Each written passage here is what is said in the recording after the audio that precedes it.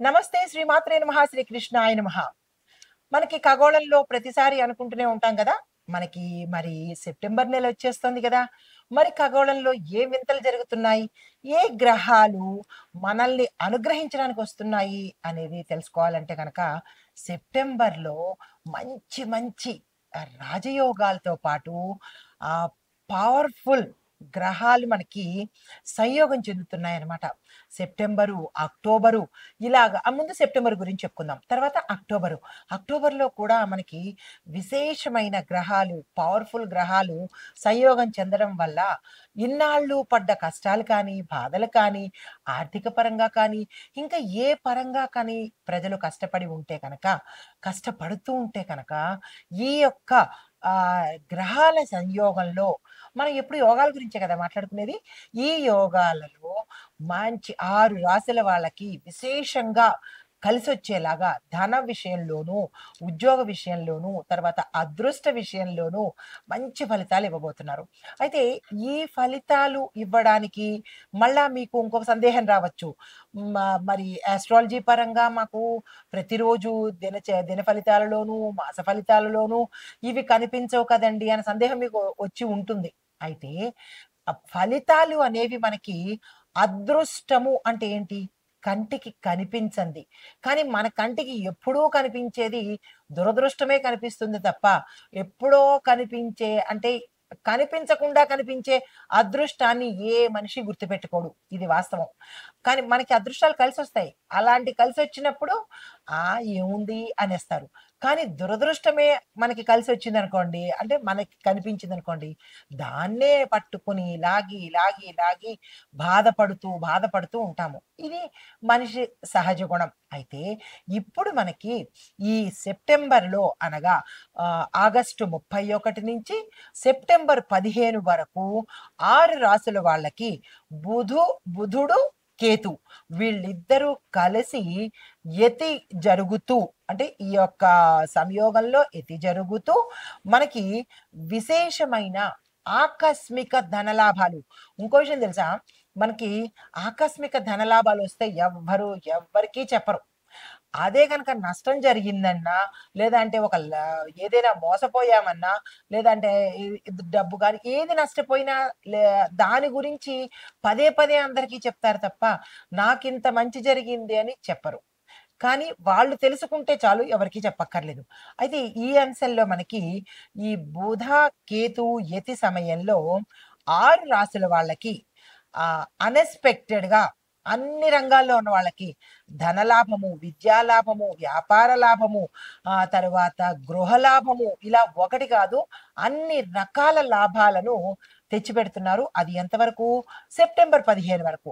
అయితే ఈ లాభాలు మరి ఆహ్, ఎంత కాలం ఉంటుంది అని అనుకుంటే గనక మనకి ఆగస్టు 31 అంటే ఈ రోజు నుంచి 15వ తారీఖు వరకు ఈ యొక్క లాభాలు, అదృష్టాలు జరిగే అవకాశం ఉంది. ఈ బుధ, కేతు సంయోగం వల్ల.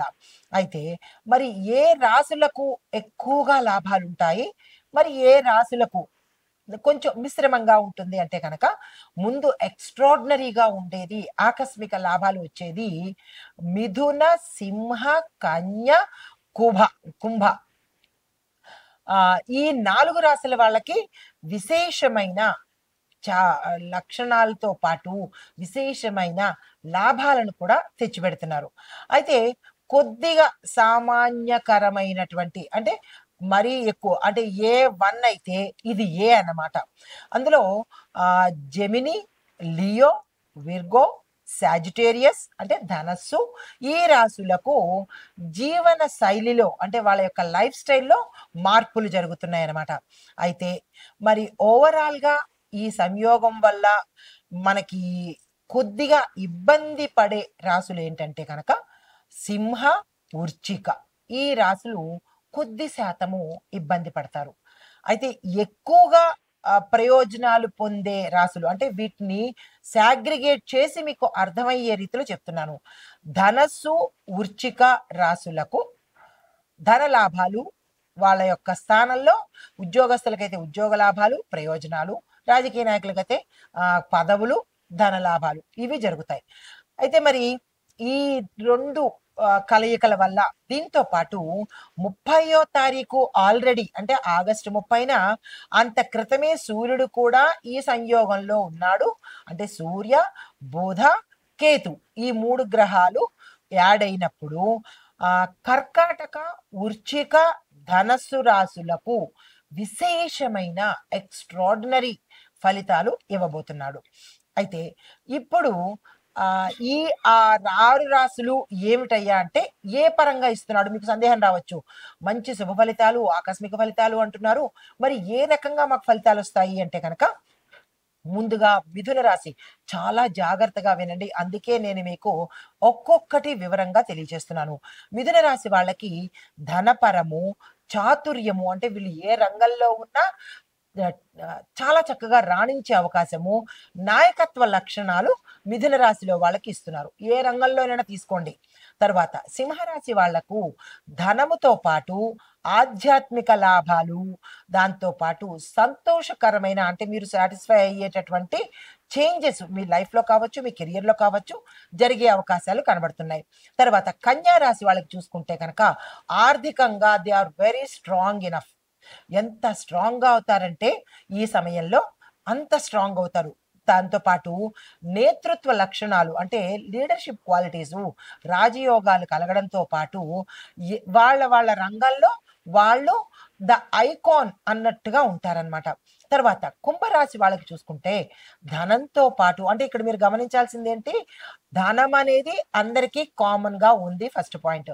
రెండోది ఎక్స్ట్రాడినరీ క్వాలిటీస్, అదేంటి ఒక్కొక్కరికి మాట చాతుర్యము, నేతృత్వ లక్షణాలు ఇలాగిస్తున్నాడు. ఇప్పుడు కుంభరాశి వాళ్ళకి ఏంటి, ధనంతో పాటు వాళ్ళు ఏ పనైనా చాకచక్యంగా చేసుకునేటటువంటి నేర్పు ఇస్తున్నాడు. మరి ఇది కూడా అదృష్టమే కదా. తర్వాత ధనస్సు రాశి వాళ్ళకి మళ్ళా అగైన్ ఏమిటుంది, ధన లాభము, ఆర్థిక లాభాలతో పాటు భావ ప్రకటన అంటే వాళ్ళ యొక్క భావాన్ని ఏ రంగంలో ఉన్న వాళ్ళైనా సరే నిష్కర్షగా చెప్పడము, తద్వారా లాభం పొందడము. ఉద్యోగస్తులకైతే వాళ్ళ భావాన్ని తెలియజెప్పేటప్పుడు వాళ్ళకి సంబంధించినటువంటి కేడర్ ఇవ్వడము, వాళ్ళకి సంబంధించినటువంటి లాభాలు వాళ్ళకు వస్తాయి. విద్యార్థులకు సంబంధించిన కేడర్ బట్టి విద్యార్థులకు వస్తాయి. రాజకీయ పరంగా చూసినట్టయితే రాజకీయ పరంగా వస్తాయి. ఇక్కడ మీరు ఒకటి గమనించాలి ఏంటంటే, మాకు ఆకస్మిక ధనలాభం అన్నారు, మాకేం కనబట్టలేదు అని స్టూడెంట్స్ అన్నారు అనుకోండి. స్టూడెంట్స్కి ఆర్థిక లాభాలు ఎందుకు వస్తాయి? రావు కదా. స్టూడెంట్స్కి వచ్చే లాభాలు ఏమిటి, వాళ్ళ కెరియర్ బాగుండడము, పరీక్షల్లో ర్యాంకులు రావడము, వాళ్ళు అనుకున్నట్టుగా స్కాలర్షిప్స్ రావడము, వాళ్ళ స్థాయిలో వాళ్ళ కెరియర్కు తగ్గట్టు లాభాలు వస్తాయే కానీ ఈ ధనం వాళ్ళకెందుకు అవుతుంది? అదే వ్యాపారస్తులకు చూస్తున్నారనుకోండి, వ్యాపారంలో వృద్ధి, వ్యాపారంలో లాభాలు, వీళ్ళకి చదువులో రాదుగా. అందుకే క్లియర్గా చెప్తూ ఉంటాను ఏంటంటే, ఏ రంగంలో ఉన్న వాళ్ళకి ఆ రంగంలో లాభాలు వస్తాయి. ఇప్పుడు వ్యవసాయదారులకు విశేషమైన లాభం అంటాము అంటే వాళ్ళ రంగం ఏంటి, వ్యవసాయం చేయడం, పంటల దిగుబడి పెరగడము, దానికి తగ్గట్టుగా రేటు పలకడము, ఇది వాళ్ళకు సంబంధించిన లాభాలు. ఆ వ్యవసాయ లాభాలు తీసుకొచ్చి మనకు వర్తించుకుంటే అవుతుందా? అవ్వదు కదా. కాబట్టి లాభము అనంగానే ధనం ఒక్కటే మీ మైండ్లో పెట్టుకోకండి. ఏ రంగానికి తగ్గట్టుగా ఆ రంగము లాభాలు పొందుతారన్నమాట. తర్వాత వృశ్చిక రాశి చూసుకుంటే మళ్ళా అగైన్ ధనలాభము, కొత్త కొత్త అవకాశాలు వచ్చే అవకాశం కనబడుతోంది. తర్వాత కర్కాటక రాశి చూసుకున్నట్టయితే ధనలాభము, గౌరవము, కొత్త వ్యాపారాలు, శుభప్రదము, తర్వాత శుభకార్యాలకు సంబంధించినటువంటి ధనము ఆకస్మికంగా రావడము, ఇలాంటివన్నీ లాభాలు. అంటే ఓవరాల్గా ఈ 6 రాశుల వాళ్ళకి ఏం కనబడుతోంది, ధనంతో పాటు వాళ్ళ వాళ్ళ కేడర్కు సంబంధించినటువంటి లాభాలు కలుగుతున్నాయన్నమాట. ఇది అంటే మనకి ఈ సెప్టెంబర్ 10-15 వరకు ఈ యొక్క రాసుల వాళ్ళకి విశేషమైన ఫలితాలు ఇవ్వబోతున్నారనమాట. అయితే ఇంకా మరి రాశి ఫలితాలలో చూసుకున్నట్టయితే ఒక్కొక్క రాశికి ఏ రకంగా ఉండబోతోంది అనే అంశాలను మనం చర్చించుకుందాం. నమస్తే. అయితే ఇప్పుడు మనము ఇందాక చెప్పుకున్నట్టు ఆగస్టు 31న బుధుడు కేతు సంయోగం చెందుతున్నారు. విశేషమైన యోగం కలగబోతోంది. 30వ తారీఖే మనకి సూర్యుడు కూడా కలిసి ఉన్నాడు. 31న ఈ బుధుడు కేతు కలిశారు. అంటే 3 గ్రహాలు ఆగస్టు 30 నుంచి సెప్టెంబర్ 15 వరకు మంచి ఫలితాలు ఇవ్వబోతున్నారు. ముందు మనము చెప్పుకున్నట్టుగా 6 రాసులకు విశేషమైన ఫలితాలు ఇచ్చాడు. అయితే మరి మిగతా రాసులకు మిశ్రమ ఫలితాలు ఇస్తున్నారు. ఏ అంశంలో? ఓవరాల్‌గా ఇస్తున్నారు. అంటే వాళ్ళ వాళ్ళ రంగానికి తగ్గట్టు వాళ్ళకి యోగాలు కలిగిస్తున్నారు. మరైతే మేషరాశి నుంచి మీనరాశి వరకు అందరికీ వివరంగా ఏ అంశంలో ఎవరెవరికి ఎట్లాంటివి ఇస్తున్నారు అనేది మనం ఇక్కడ పరిశీలన చేద్దాము. ఎందుకంటే మీకు అనుమానం రావచ్చు. మరి మాకు లాభాలు అన్నారు. ఏ అంశంలో లాభాలు వస్తాయి? ఏ కేటగిరీలో లాభాలు వస్తాయి? ఎట్లాంటి ఫలితాలు వస్తాయి? ఎక్కడ మేము జాగ్రత్తగా ఉండాలి? ఎక్కడ మేము సంతోషంగా ఉండాలి అనేది రాశి ప్రకారంగా మేషం నుంచి మిగతా రాశులన్నిటికీ కూడా ప్రతీదీ వివరంగా తెలియపరుస్తాను. తదుపరి రాశి మీనరాశి. అంటే ఈ సూర్య, బుధ, యతి అదే కేతు యొక్క యతి వల్ల సంయోగం వల్ల మరి యొక్క మిశ్రమ ఫలితాలనుకోవచ్చు, లేదా తక్కువ ఫలితాలనుకోవచ్చు.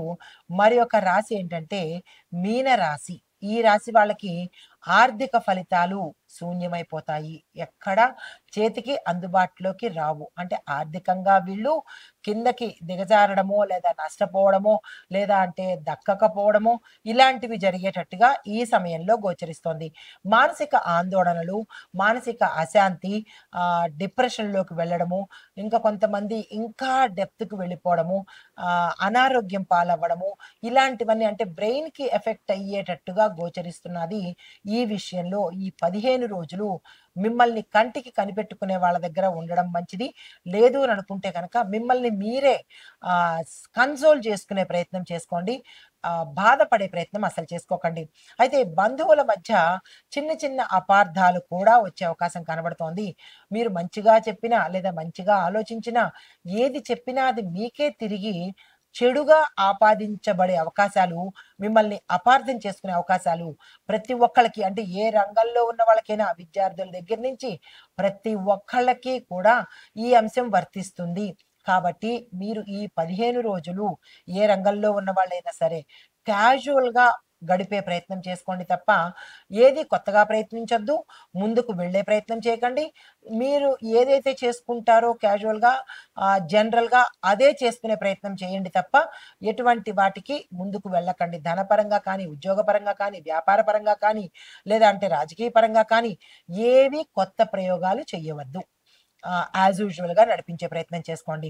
బంధువులతో మాట్లాడేటప్పుడు కొంచెము ఈ 15 రోజులు అనడమో, సరే అనడమో, లేదా అనడమో ఇలాంటివి అలవాటు చేసుకోండి. సాధ్యమైనంత వరకు చిరునవ్వు, మౌనంగానే ఉన్నట్టయితే కొంత ఈ సెప్టెంబర్ 15 వరకు, 16 నుంచి ఇంక మీ ఇష్టము. ఈ సమయంలోనే కొంత జాగ్రత్తలు తీసుకునే ప్రయత్నం చేసుకోండి. అయితే విద్యార్థులకు ఏకాగ్రత, కాన్సంట్రేషన్ లేకపోవడము, ఏది అటెంప్ట్ చేసినా ఫెయిల్ అవ్వడము ఇలాంటివి జరిగే అవకాశాలు కనబడుతోంది. విద్యార్థులు అందరికీ ఇది వర్తిస్తుంది. కేజీ నుంచి పీజీ వరకు కూడా. కాబట్టి తల్లిదండ్రులు కానీ, మీ యొక్క టీచర్స్, గురువులు కానీ వీళ్ళని కంట కనిపెట్టుకుంటూ, అంటే గురువులకు అది అసాధ్యం కాబట్టి మీ పేరెంట్సే మిమ్మల్ని కంట కనిపెట్టుకుంటూ వాళ్ళ యొక్క పర్యవేక్షణలో మీరు ఈ 15 రోజులు కనుక ఉండి మానసిక స్థైర్యంతో ఉన్నట్టయితే కనుక మళ్ళా 16వ తారీఖు నుంచి యాజ్ యూజువల్ మంచి గ్రహాలు, మళ్ళా గ్రహాలు మారుతూ ఉంటాయి కాబట్టి మంచి జరిగే అవకాశం ఉంది. Hope for the best. కాబట్టి స్టూడెంట్స్ ఎటువంటి నిరాశకు వెళ్ళకండి. తర్వాత ఉద్యోగస్తులు చూసుకున్నట్టయితే కనుక మీకు రావాల్సినవన్నీ పెండింగ్ అయిపోవడము కొంతమందికి, కొంతమందికి క్యాన్సిల్ అయిపోవడము, కొంతమందికి అసలు ఆ అంటే రూల్స్ అండ్ రెగ్యులేషన్స్ మారి మీకు వర్తించదు.